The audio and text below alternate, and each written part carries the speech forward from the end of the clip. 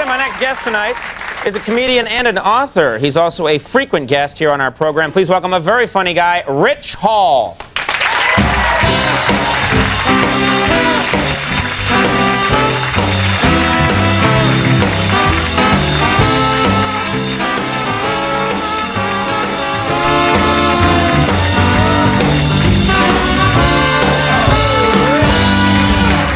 Rich, thank you for coming by. Thank you, Conan. Thanks for having me. Yeah. Nothing to plug, just happy to be here. Well, that's nice. Finally, a celebrity with nothing to plug. That was Nothing. nice. Good for you. I managed. That's right. I got 5 people to applaud for that. Yeah.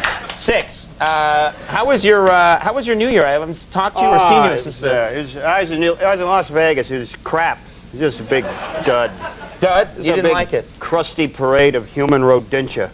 You ever walk down the strip in Vegas New Year any night? But you wouldn't even notice it was New Year's Eve in Las Vegas, because what can they possibly do to celebrate New Year? Oh, we'll have explosive lights and cheesy, garish stuff. Yeah. So they could have turned out the lights in Las Vegas. People would go, oh, something happened, you know. But I was, you know, I wanted the Y2K bug to kick in. I wanted it to. Were you disappointed that did you get caught up in that whole Y2K? Oh yeah, I wanted it to screw up because I was in front of a slot machine with a wheelbarrow, just waiting for it. Right at the stroke of midnight, waiting for it to. I was wanting to kick out quarters, you know, but it didn't, and they threw me out. So you know. You had a wheelbarrow, yeah. Yeah, and a bottle of champagne. That didn't work out at all. But Did, Las Vegas, everything about Las Vegas is a microcosm of what's going on. That's, you know the unemployment rate in Las Vegas is like, the unemployment is like 0.06%. That's, if you need a job, that's, how screwed up you have to be not to get a job in Las Vegas. You know what I mean? You like walk into an employment agency with like a missing leg and one eye, just stinking of rum. And you know, they say, oh yeah, go down to Treasure Island. Yeah, they're hired down there. Start out in the gift shop there. Winky. Winky. Yeah. So that's how you can tell. That's how you know America's economy is so great, you know, because everybody's working. Everybody. And another way, I've realized this. We are so fat and sassy, America. Right now. I think we need a crisis. Just people go, oh, crisis, woohoo, you know, because I walked into the supermarket. Here's how you can tell America's economy is doing well. If you go into a supermarket and every item in there is giving something away, everything. I'm not making this up. I passed this thing the other day called Blue Valley Water Chestnuts, and it said, win a free vacation for 2 to China. Send in the label. Has anybody in this audience actually purchased a can of Blue Valley Water Chestnuts? Well, I reckon you can start packing your bags because you're going to China.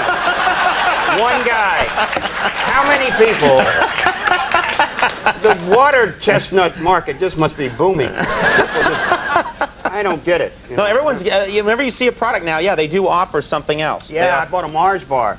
Mars bars have this thing that says, make your dream come true. Play Major League Baseball. Record an album. Train with NASA.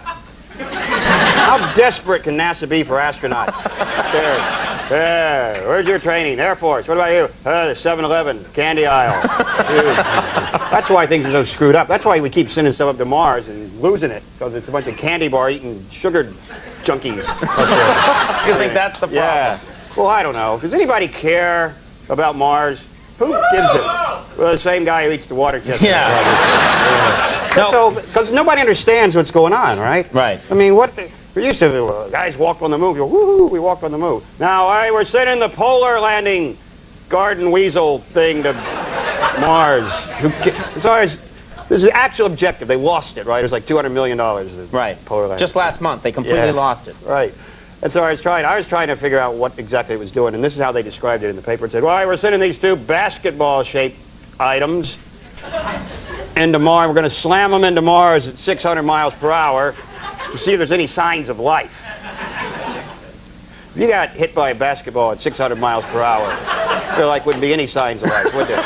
There would not. Yeah. Now, do you think that was the biggest blunder of 99, the Mars probe? Was that the biggest mistake of 99?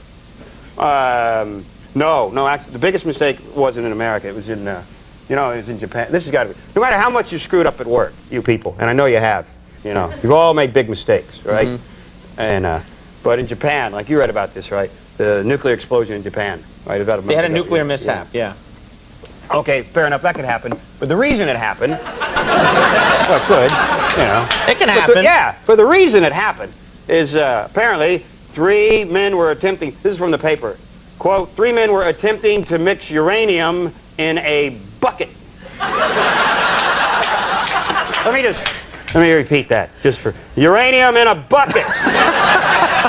Ever 2 words didn't belong in the same sentence. You know, pretty sure they're uranium and bucket. That's right up there with office stapler and neurosurgery. You know, because about all it takes to set off a nuclear explosion is some uranium in a bucket. You know, I mean, most of us have half of a nuclear bomb in our garages. You know, just gotta get your hands on some uranium. You know, well, there it is sitting there. But you know, they're just taking. Like you take shortcuts at work, you know. Sure. Everybody. We all You're do. sitting there going, hey, well, guys, what are we gonna do with this uranium? They mix it up in that big 12-inch thick concrete bunker over there. With that bucket of KFC. You're gonna mix in with those secret herbs and spices. Some kind of chicken fried, crusty nuclear explosion. Oh, Rich. That was the biggest. That would have been the biggest. That was the biggest one. The bucket. biggest blunder. Yeah. You just like saying the word bucket. Bucket is very funny. Well, Rich, we thank you.